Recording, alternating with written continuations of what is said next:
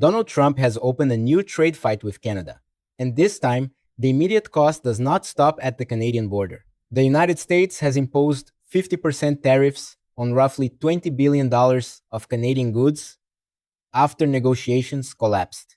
And Canada is preparing dollar for dollar retaliation beginning September 8th. That creates an obvious problem for a president who has spent years telling Americans that foreign countries pay his tariffs. So the question is simple. When Trump taxes Canadian imports, who actually ends up paying? Start with what just happened.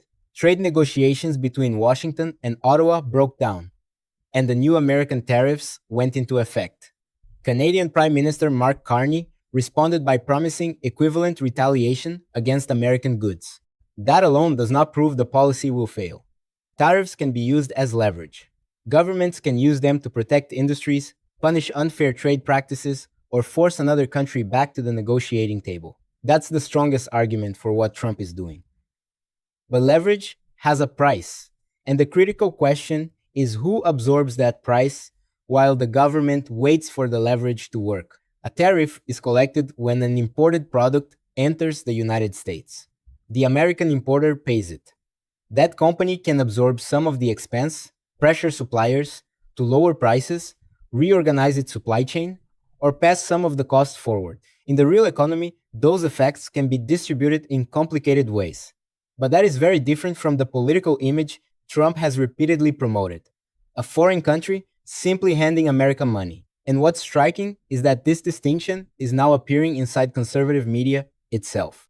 During a Fox Business discussion about Canada's planned retaliation, economist Stephen Moore described the basic problem in unusually direct language. A tariff is another word for a tax. He also warned that the uncertainty created by escalating tariff threats can discourage investment and economic growth. Think about the political significance of that for a moment.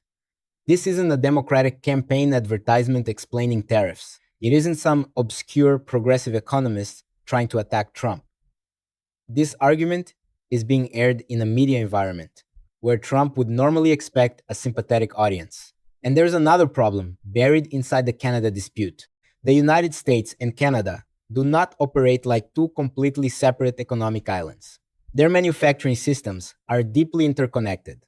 Components can cross the border during production.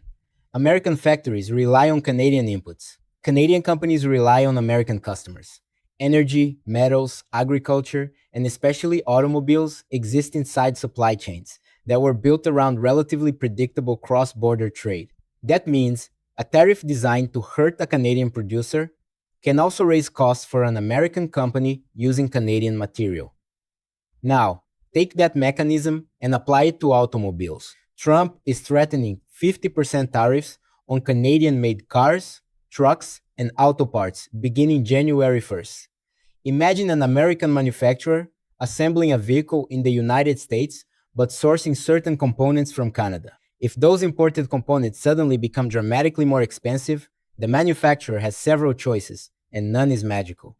It can accept lower margins. It can attempt to renegotiate with the Canadian supplier.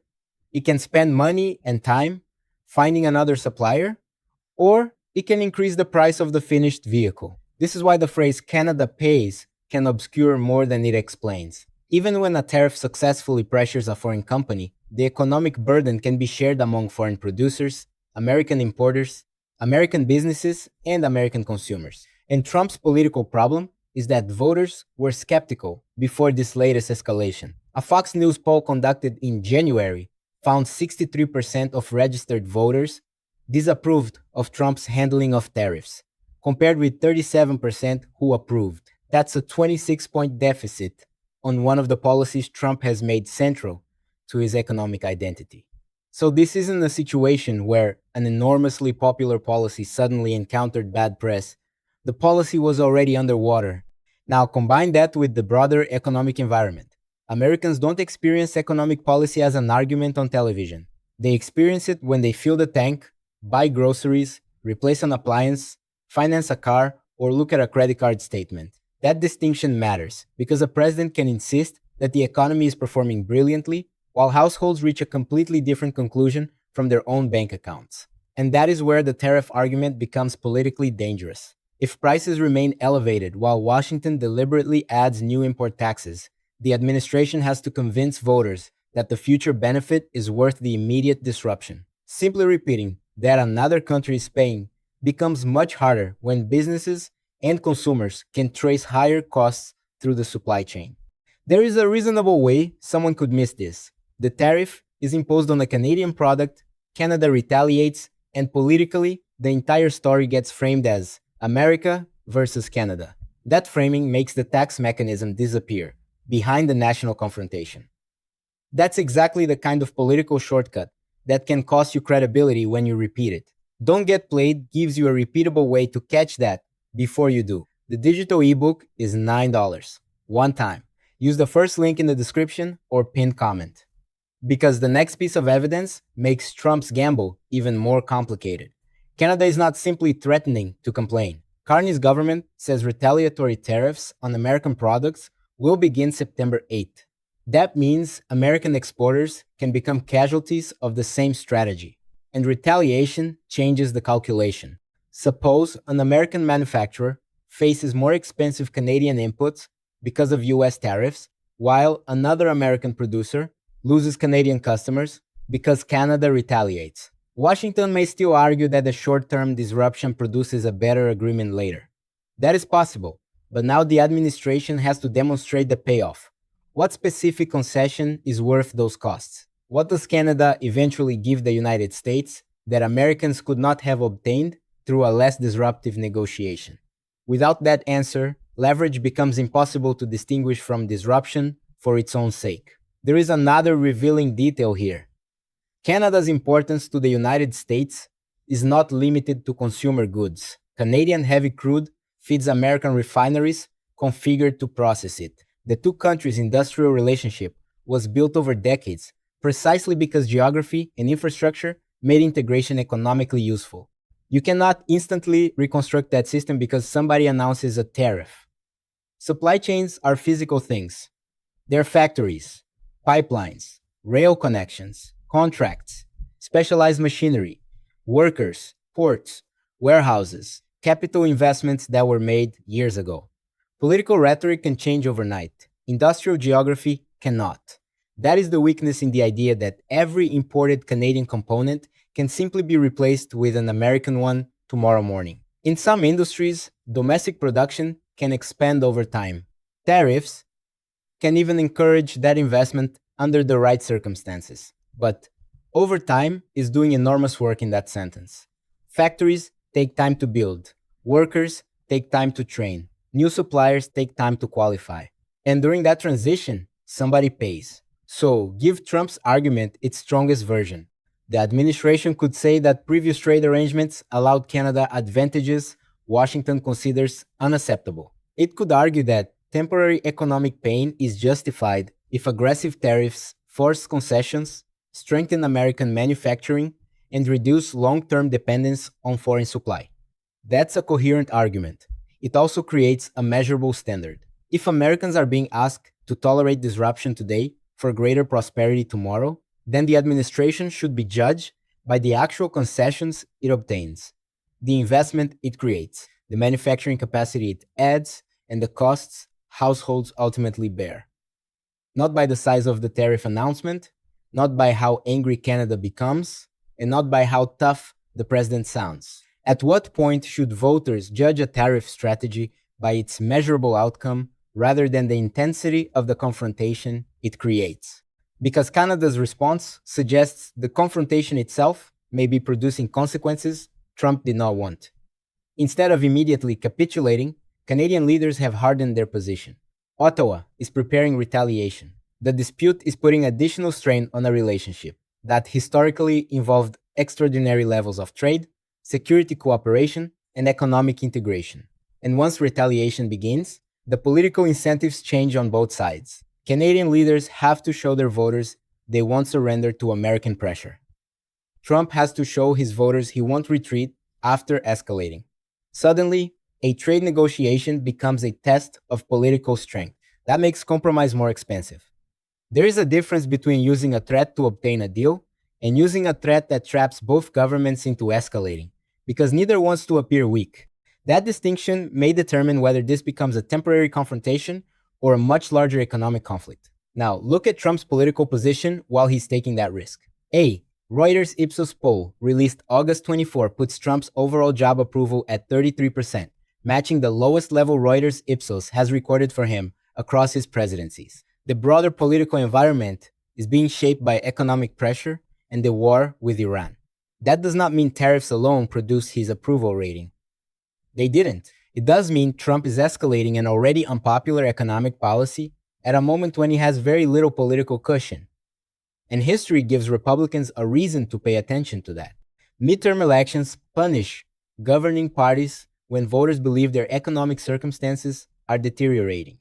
The decisive question is rarely whether economists can point to a strong statistic somewhere in the economy. It's whether enough voters believe their own financial lives are improving. That is why Trump's messaging matters. If prices rise because of external forces, a president can blame circumstances outside his control. If prices rise partly because his government intentionally increased import taxes, the explanation becomes harder, especially after he repeatedly presented tariffs as something foreigners would pay. That is the central contradiction. Trump wants the political credit for imposing the tariff while distancing American consumers from the economic cost of the tariff. He may not be able to have both. And Canada now has incentives to make sure Americans notice that connection. Retaliatory tariffs can be politically targeted. Governments can select products from important regions or industries precisely because they want domestic political pressure to travel back toward the government that started the dispute. That's why trade wars can become political wars inside each country. An American company losing Canadian customers doesn't care that the policy looked strong at a press conference. A family shopping for a vehicle doesn't care which government technically initiated the tariff if the monthly payment becomes more expensive. A manufacturer trying to plan next year's investment doesn't care which politician delivered the best insult if management cannot predict what components will cost 6 months from now.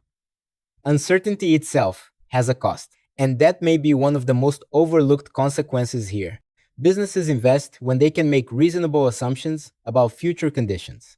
If tariff rates can jump dramatically, negotiations can collapse at the last minute, and retaliation can arrive weeks later, companies become more cautious. Some delay investment. Some hold additional cash. Some postpone hiring. Some redesign supply chains.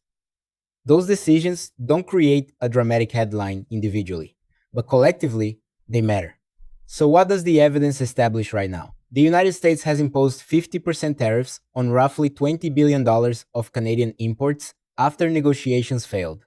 Canada has promised dollar-for-dollar retaliation beginning September 8th. Trump has threatened an even larger escalation, involving Canadian vehicles and auto parts.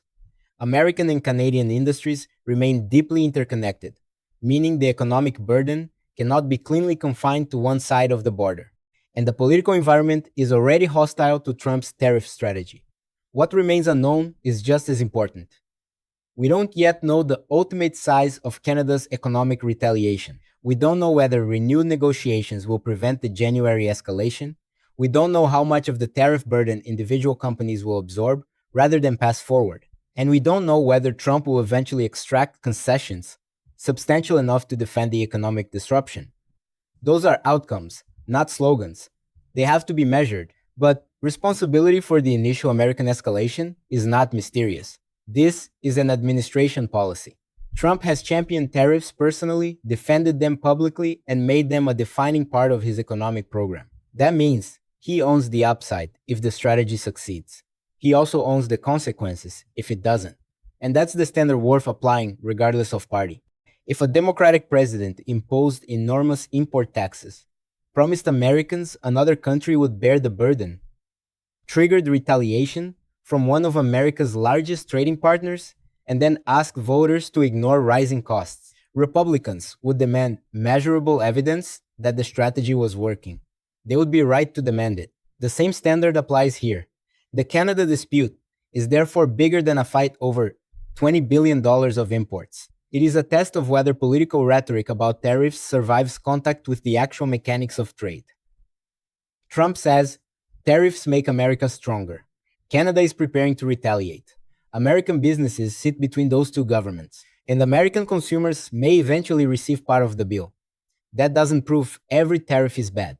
It doesn't prove Canada holds all the leverage. And it doesn't prove Trump's strategy cannot eventually produce concessions.